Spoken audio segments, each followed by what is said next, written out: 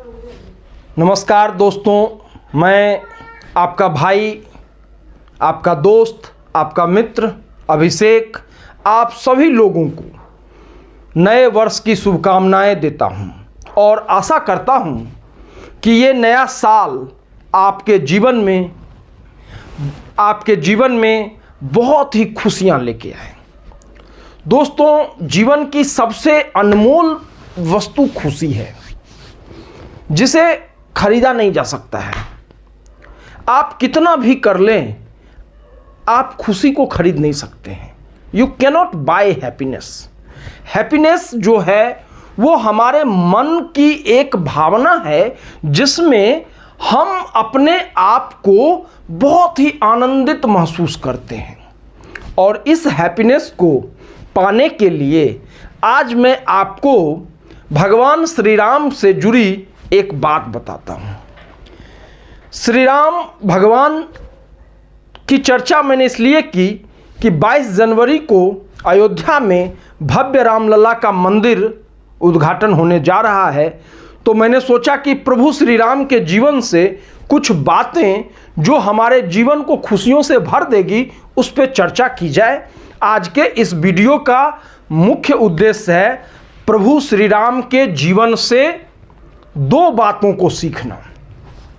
दोस्तों, प्रभु श्री राम को मर्यादा पुरुषोत्तम कहा जाता है। उनके जीवन से सीखने के लिए अनंत बातें हैं। Infinite number of matters we can learn from the life of lord Rama.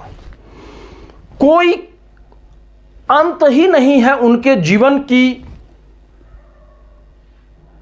बातों से सीखने के लिए। लेकिन आज मैं दो चीज पे ज्यादा फोकस करना चाहता हूं।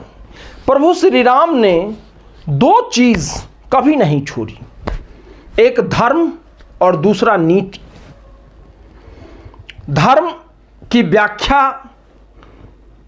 सरल शब्दों में की जाए तो यह है कि आपको जो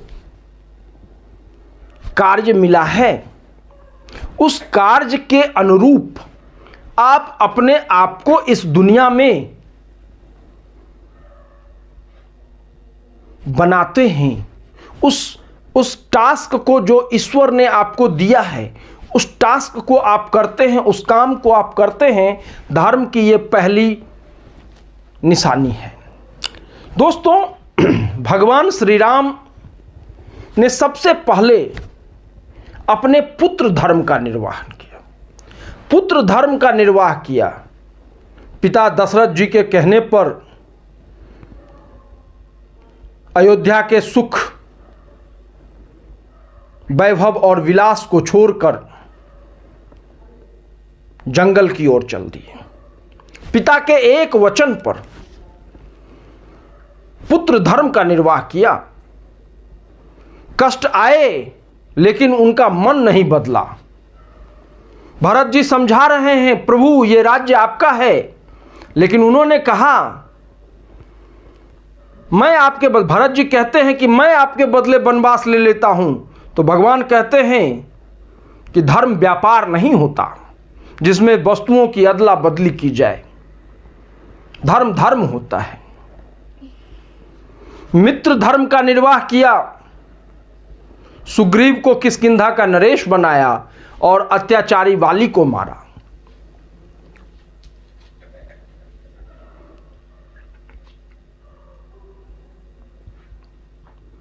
मित्र धर्म का निर्वाह किया। विभीषण को लंका का राजा बनाया। उन्होंने हर धर्म का निर्वाह किया है। भ्राता धर्म का निर्वाह, भाई धर्म का निर्वाह। जब लक्ष्मण जी मूर्छित पड़े होते हैं तो प्रभु विचलित हो जाते हैं, विह्वल हो जाते हैं अपने भाई के लिए।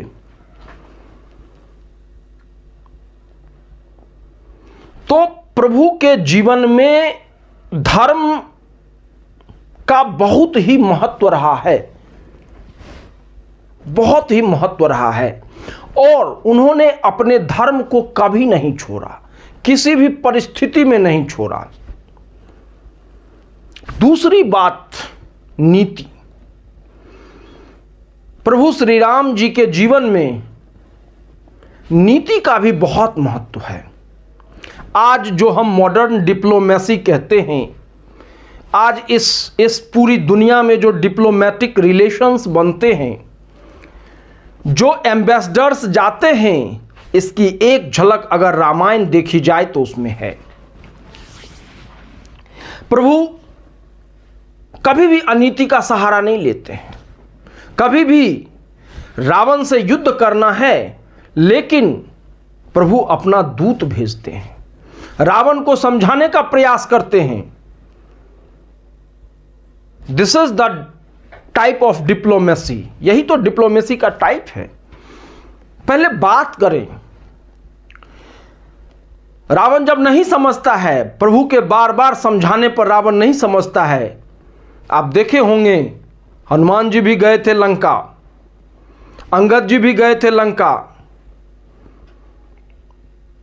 लेकिन तब युद्ध करते हैं, क्योंकि युद्ध ही तब एक विकल्प बच जाता है, क्योंकि उस अत्याचारी शासक को, रावण को मिटाने के लिए प्रभु को अब मात्र एक युद्ध का सहारा बच जाता है। कभी भी प्रभु ने पूरे युद्ध में अनीति का सहारा नहीं लिया है। नीति से युद्ध किया, नीति से रावण को मारा। तो प्रभु श्री राम के जीवन में दो चीजों का बहुत महत्व रहा है, एक धर्म का, एक नीति का। किसी भी युद्ध में बाली को मारा, एक नीति से मारा, क्योंकि बाली अत्याचारी था।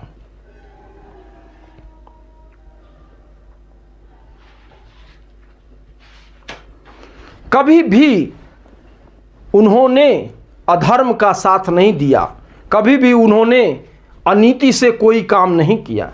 हर काम को नीति से किया, हर काम को धर्म के रास्ते पर किया। और तब मर्यादा पुरुषोत्तम श्री राम बने।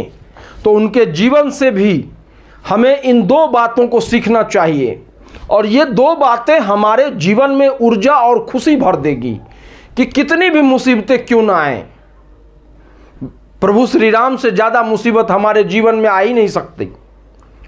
इस दुनिया में किसी भी व्यक्ति के जीवन में उससे ज़्यादा मुसीबत हो ही नहीं सकता। प्रभु ने एक साम्राज्य, वैभवशाली साम्राज्य को छोड़ के जंगल का रास्ता चुना। तो अगर हम और आप धर्म से चलें, नीति पे चलें, तो हमारा जीवन खुशियों से भर जाएगा। हमें एक असीम ऊर्जा की प्राप्ति होगी।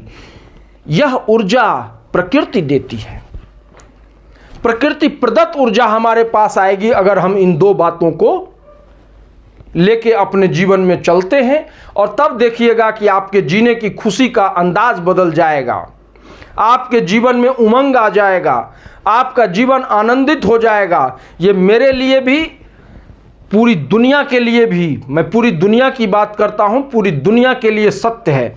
और आज के इस मॉडर्न डिप्लोमेटिक वर्ल्ड में, जहां हर समय एक वॉर का खतरा बना रहता है, उस वॉर को रोकने के लिए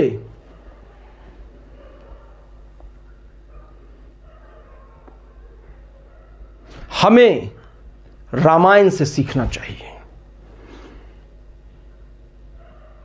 युद्ध अंतिम स्थिति होती है जब सारी बातें खत्म हो जाती है। यही तो डिप्लोमेटिक थिंग है कि जब सारी प्रयास खत्म हो जाएंगे और कोई विकल्प नहीं बचेगा और सामने न्याय और अन्याय की लड़ाई होगी, तब युद्ध होता है।